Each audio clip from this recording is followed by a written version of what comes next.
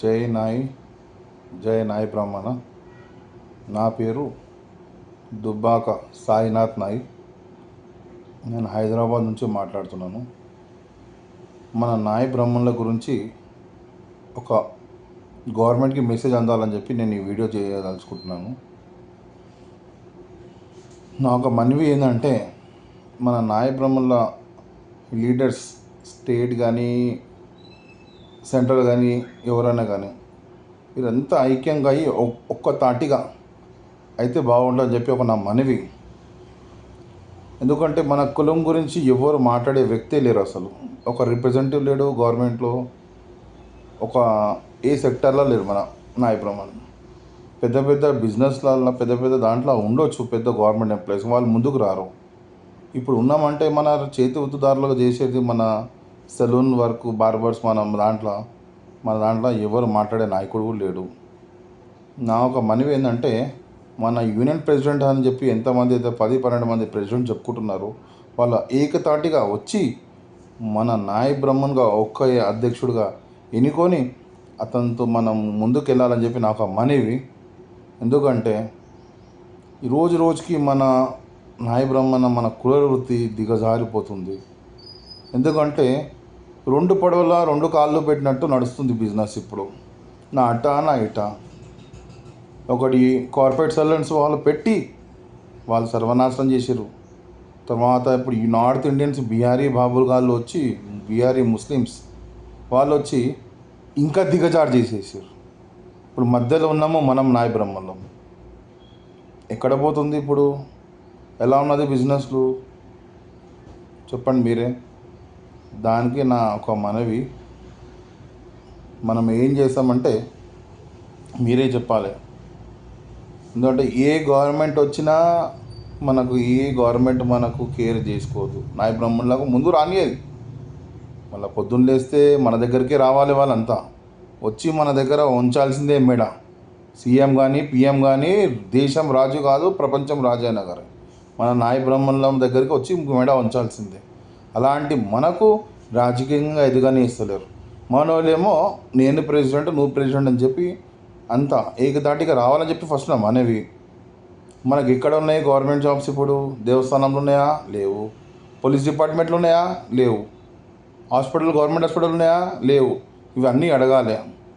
Current కోసం మేము పోరాడినాము, మేము మాట్లాడినాము, మేము చేసినాము, కరెంట్ వచ్చింది. ఇప్పుడు గవర్నమెంట్ బిల్స్ కడుతుండా? లేదు. నేనేందంటే నా ఒక మనవి ఏంటంటే, ఈ సపరేట్ జియో కావాలి మన నాయ్ బ్రాహ్మణ్స్కి. మా ఒక సపరేట్ జియో నాయ్ బ్రాహ్మణ్స్కి సపరేట్ కావాలి. అది కాక ఏకతాటిగా అందరు వచ్చి ఒక్క దగ్గర ఒక సంఘంగా ఒక ప్రెసిడెంట్గా అయ్యి మాట్లాడితే బాగుంటుందని చెప్పి నా మనవి. ఇప్పుడు ఈ రోజులో నాయ్ బ్రాహ్మణుల్లో చాలా కష్టాలు ఉన్నాయి. అటుగాక ఇటుగాక రేక్కాడితే డొక్క లాంటి పరిస్థితి ఉంది ఇప్పుడు ప్రెసిడెంట్. మన కులవృత్తి ఎందుకు అన్నట్టు అనిపిస్తుంది. నాకైతే తెలిసిన మట్టుకి జనరేషన్ లాస్ట్ ఉండొచ్చు. నాకు తెలిసిన నెక్స్ట్ జనరేషన్ ఉండరు.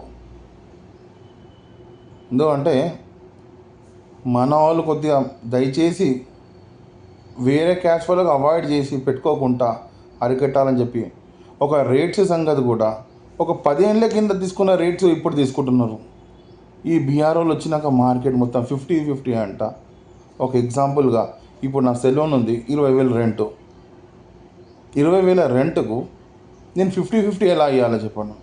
మనోళ్ళు ఇస్తారు. మన సెలూన్ వాళ్ళు ముస్లిమ్స్కి పెట్టుకొని 50-50 ఎలా మనం బాగుపడతాం చెప్పండి మీరే. దీనికి ఐకతాటిగా మాట్లాడాలని చెప్పి నాకు మనవి. ఈ గవర్నమెంట్ కూడా మనకు హెల్ప్ చేయాలని చెప్పి ఈ వీడియో నేను పెడుతున్నాను. మీరు షేర్ చేయాలి.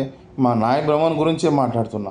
ఎందుకంటే రాంగ మన కులవృత్తి అనేది మనం పుట్టినప్పుడు మనము బోడగుండు చేయబడుతుంది, చనిపోయినప్పుడు బోడగుండు చేయబడుతుంది. మన లేడీస్ పురుడు అని చెప్పి ఉంటుంది, మైలపూలు అని చెప్పి ఉంటుంది. ఇవన్నీ రావు ఇక నెక్స్ట్ జనరేషన్లో. వాళ్ళు ముస్లిమ్స్ వాళ్ళు వచ్చి చేస్తారు. గుండు చచ్చిపోయినప్పుడు వాడు వచ్చి చేస్తాడు, పుట్టినప్పుడు వాడు వచ్చి చేస్తాడు. అదొక్కటి గుర్తుతో మన వాళ్ళు కొద్దిగా ఆలోచన చేసి పెట్టుకోండి వాళ్ళకు. ఈ కార్పొరేట్ సెలూన్లో కూడా మన వాళ్ళు చేసేటోళ్ళు కూడా చేయొద్దని చెప్పి నా మనవి. ఎందుకంటే ఎవడో పెట్టి ఆ రేడియో కొమోటోలో ఎవరో క్యాస్ట్ గౌడ్స్ అనొద్దు కానీ అగ్రకులంలో వచ్చి పెట్టి మనల్ని సర్వనాశనం చేసేసినారు. ప్లీజ్ నేనేమంటున్నా అంటే మన కులస్తులందరూ ఐక్యతాటిగా అయ్యి కొంచెం మాట్లాడితే బాగుంటుంది. నా పేరు దుబ్బాక్ సాయినాథ్. నేను మన సిటీ జనరల్ సెక్రటరీ రవీందర్ వాళ్ళ అన్న కొడుకుని. నేను మా బాబాయ్ సర్వీకులు అయ్యిండు, ఆయన ప్లస్లో ఇక మేము పోలేము. ఇప్పటిదాకా నాకు ఇంట్రెస్ట్ లేదు. నాకు యాక్చువల్లీ నేను కూడా గ్రాడ్యుయేట్ చేసి కులవృత్తిలోకి దిగినా, కానీ ఇలాంటి సిచ్యువేషన్, ఇలాంటి సర్వనాశనం ఇయర్స్ అంటే ఇప్పుడు కోవిడ్ తర్వాత చూస్తున్నాను నేను. ఎందుకంటే మన కులవృత్తిలో మొత్తం ఎవరు చూడు వాడు ఢిల్లీ బీహార్లకు పెట్టుకొని మొత్తం సర్వనాశనం చేస్తారు. రేట్ బోర్డులు నేను ఒక 20 ఏళ్ళ కింద నేను నేర్చుకున్న వరకు 20 ఏళ్ళ కింద రేట్ ఇప్పుడు తీసుకుంటున్నాం. అసలు మన మంగోళలా కాదా, నాయి బ్రహ్మలా కాదా, మనకు నమ్మాలనిపిస్తలేదు. అంతా ఏకతాటిగా అయ్యి ఒక్క రేట్ బోర్డు తీసుకోండి. వేరే క్యాస్ట్ వాడు వచ్చి 500 1000 రూపాయలు కటింగ్ తీసుకుంటుంటే ఇంకా మనోడు ఇంకా కటింగ్ కట్టడం 150 రూపాయలు తీసుకుంటారు. ఎప్పుడు మనం పైకి అవుతాము? ఎప్పుడు మన దాంట్లో మన కుల వృత్తి చేస్తే అమ్మాయికి ఇవ్వాలంటే ఇస్తలేరు, సాఫ్ట్వేర్ కావాలంట. అదే వేరే క్యాస్ట్ వాడు వచ్చి సెలూన్ పెడితే వానికి అమ్మాయి కాదు అందరు ఇస్తారు. అంటే మన కుల వృత్తి ఇలా సిచ్యువేషన్ మన మంగళూరు దాంట్లో, నాయి బ్రాహ్మణ్ దాంట్లో. ఇప్పుడు జిహెచ్ఎంసీ ఎలక్షన్లు వస్తున్నాయి. ఇంకోటి కాక ఇప్పుడు అసెంబ్లీ బడ్జెట్ ఉన్నది. ఈ బడ్జెట్లో మనము ఏకతాటిగా మాట్లాడాలని చెప్పి నా ఒక మనవితో మాట్లాడుతున్నాను. నేను ఆవేదనతో మాట్లాడుతున్నాను. నేను చాలా ఆవేదనతో మాట్లాడుతున్నా. ఎందుకంటే ఈ కార్పొరేట్ సెలూన్లు అరికట్టాలి. తర్వాత వీళ్ళకు నార్త్ ఇండియన్స్, ఈ బీహారీ ముస్లింలకు అరికట్టాలి. లేకుంటే వాళ్ళకి అప్పచెప్పేద్దాం, మనం వేరే క్యాస్ట్లోకి వెళ్ళిపోదాం. లేకుంటే జై నాయ్.